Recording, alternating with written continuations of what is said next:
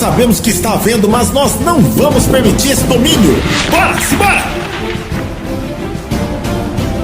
Temos que retirar nossos pertences do forte. Vamos, traga o canhão! Capitão Adra, senhor!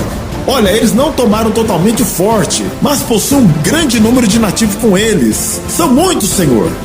Ora, tá com medo, Van Soares? Eu morrerei se preciso for, mas tirarei os meus pertences enterrados lá no forte. Vamos, não tenha medo! Coragem, homem! Fogo!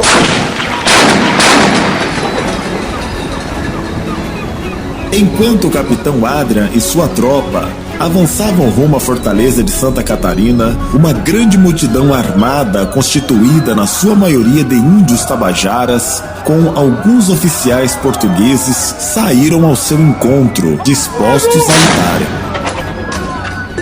Possivelmente esta tropa ilusitana tinha vindo da cidade da Nossa Senhora das Neves do Forte, Templo de Santo Antônio, assim que souberam da rendição dos holandeses em Recife. Mas o capitão tinha todos os seus pertences enterrados em uma sala do forte e não iria abrir mão de levá-los consigo. Senhor, são muitos! Ora, Adria, como lhe falei, não precisam ter medo! Atirem neles com o canhão! Atirem agora! Fogo! Fogo! A turba, armada de foices e arma de fogo, se aproximava tendo em frente um ilusitano como líder. A tropa holandesa preparava o canhão, enquanto as duas tropas se analisam e vagarosamente se aproximam. Atira agora! Mas enquanto os soldados acertam a mira, o que assusta a tropa adversária era o fogo que é colocado na cavidade superior e traseira do canhão, que não fazia que todo o canhão explodisse. O fogo era colocado, mas o fogo saía pela culatra, sem disparar toda a pólvora existente no interior de todo o canhão. Porém, mesmo com todo esse problema, o tamanho e a possibilidade dele ser acionado mantinham a marcha do inimigo ilusitano vagarosa e cuidadosa.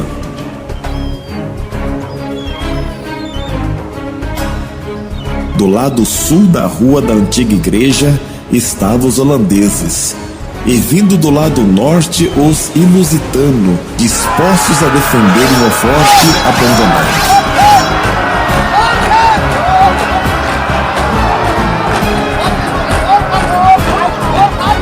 Disse fogo na culatra! Fogo! Agora! Enquanto eles estão longe! Fogo! O que está acontecendo? Por que essa demora? O que está acontecendo aí?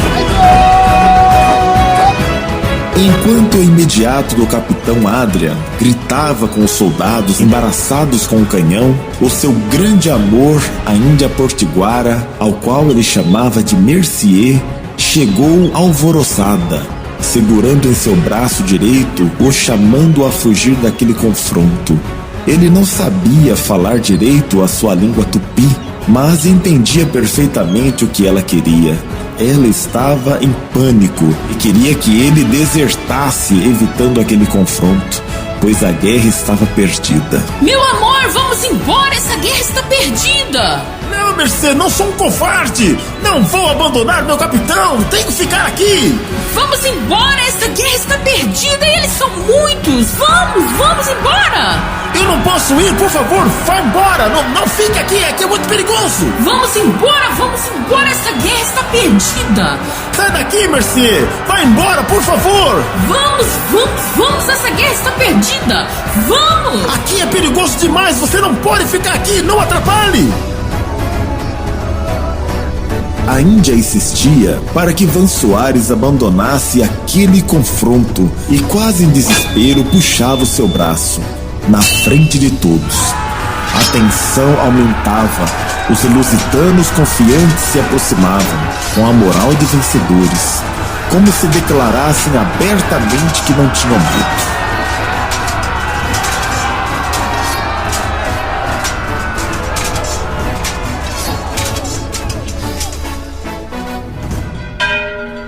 A Agarrada ao braço de seu soldado branco que tanto amava, a Índia Mercier chorava e as lágrimas caíam em sua linda boca morena, querendo salvar o seu amor estrangeiro. Van, o que está acontecendo aí? Manda essa nativa embora e me prepare para o confronto! Aqui não é tempo de brincadeira, manda ele embora! Prepare as armas para o confronto! A guerra vai começar, todo mundo preparado! Por favor, Mercier, não tenho tempo, vai embora! A guerra já começou, nós estamos aqui em confronto, vai embora!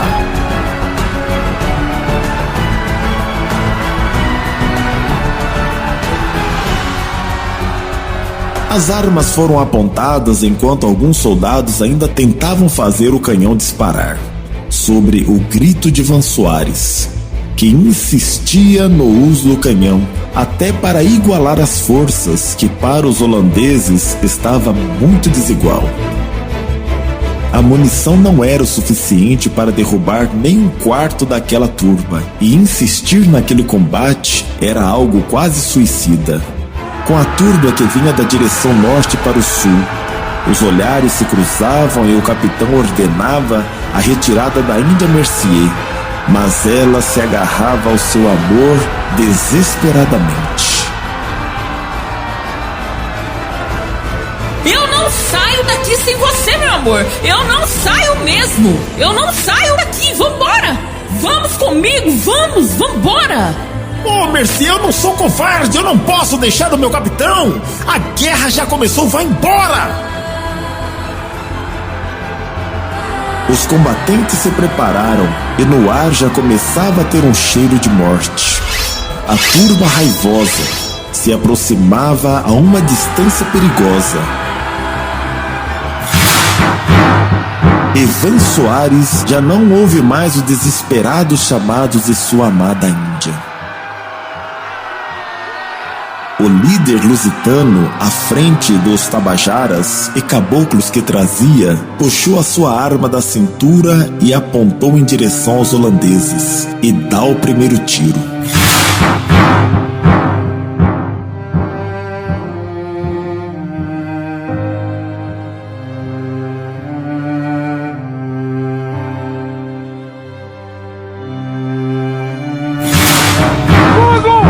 O som daquele tiro parecia o eco do inferno. E repentinamente a Índia Mercier caiu segurando o braço de Van Soares. Enquanto os tiros estouraram de ambos os lados, em meio às fumaças de pólvora, Van Soares socorre a sua amada que definha. Mercier, fala comigo, por favor, Mercier! Van Soares esticou a roupa. Eu te amo muito, meu amor. Mercier, por favor, Mercier, acorda, levanta!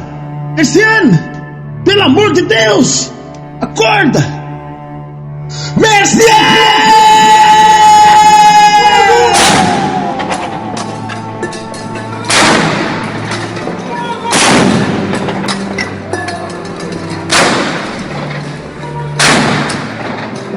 Com seus olhos pretos, Mercier olhava profundamente para o seu amado branco, o homem que mais amara em toda a sua vida, como se quisera guardar a última imagem da vida. Mercier gravava cada expressão enquanto Van Soares chorava profundamente, agarrado ao seu corpo pequenino e delicado de nativa. Mercier, a Índia amada, morre nos braços do seu grande amor, e como se quisesse permanecer o observando, manteve os olhos abertos mesmo depois do último suspiro. Mercier!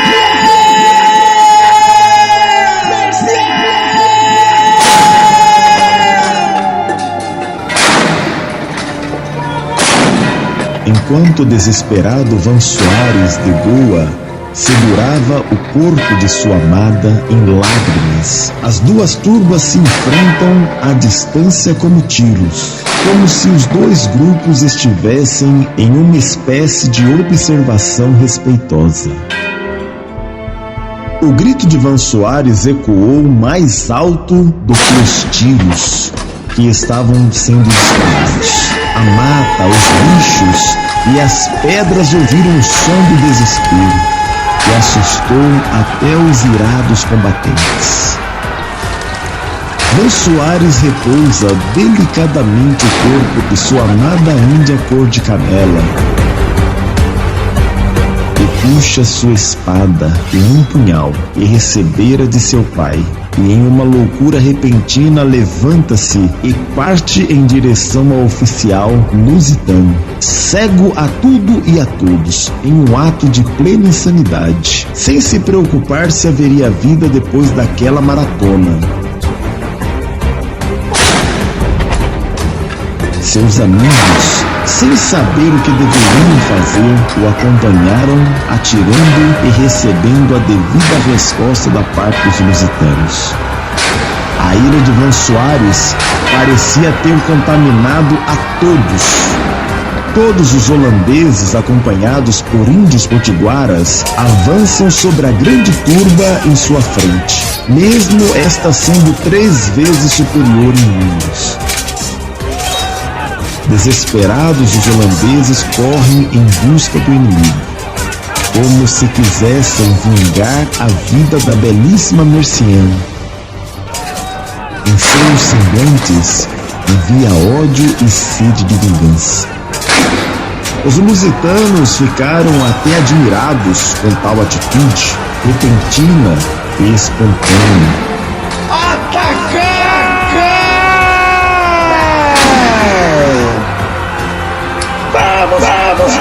Vamos!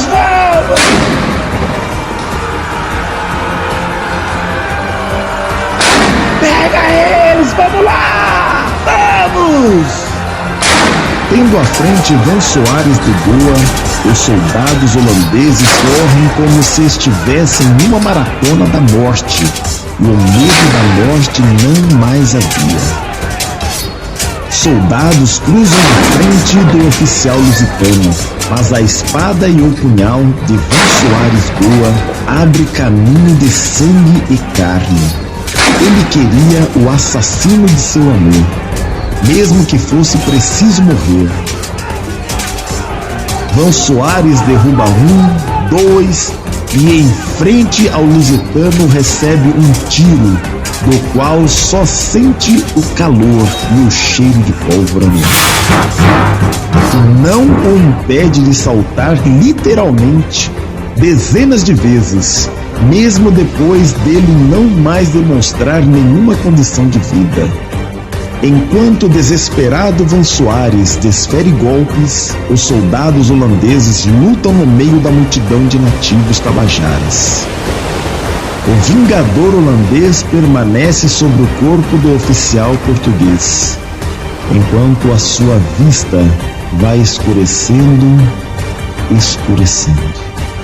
Um grupo de aproximadamente 12 soldados holandeses correm no meio da mata, próximo à praia do Jacaré, buscando barcos para atravessarem o rio Sanhanguá, em direção ao Forte Velho, onde eles poderiam se dirigir à Baía da Traição, aonde a multidão de nativos potiguaras os protegeriam.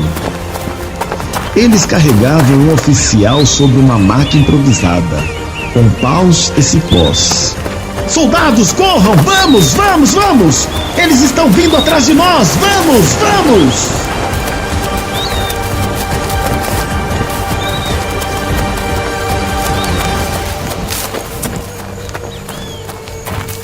O desespero era grande e os homens se atolavam no mangue, mas não soltavam seu oficial ferido, que era Van Soares.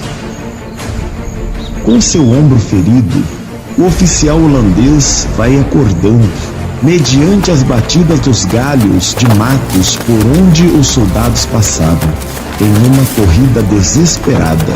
Vamos, corram por suas vidas! O que foi que aconteceu?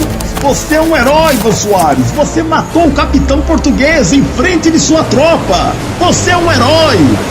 mas você foi ferido no ombro e o capitão Adrian morreu no combate. Perdemos a batalha, Van Soares, mas você é um bravo oficial. Não se mexa muito, fique tranquilo, vai dar tudo certo. Vamos que vamos, vamos pessoal, vamos! Cadê Mercier? Cadê Mercier, meu grande amor? Cadê? Morreu nos seus braços, Van Soares, morreu nos seus braços. E não tivemos tempo de recolher o seu corpo. Eu também morri. Falta apenas o meu corpo. A minha alma não mais existe. Ela morreu com Mercier. Enquanto os soldados carregavam a maca com Van Soares de Goa, ele imaginava o que vivera desde o dia em que saiu de Amsterdã rumo às terras dominadas. A grande glória de sua chegada naquela região onde todos soldavam os navios.